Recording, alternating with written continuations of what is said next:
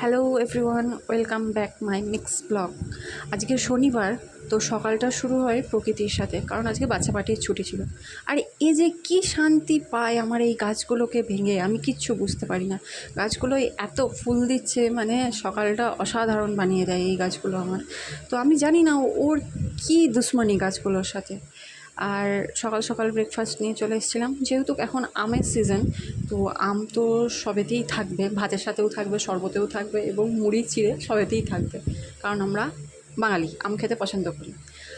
আর আজকে স্পেশাল কিছু হয়নি, কারণ সারাটা দিন আমি বাড়িতেই ছিলাম। তো বিকেলের দিকে একটা ঘটনা ঘটে, পাখি ছানা পড়ে যায় গাছ থেকে, তো সেটাকে রেস্কিউ করতে আমার ঘাম ছুটে যায়, কারণ তিনটে বিড়াল আমার বাড়িতে অলরেডি আছে।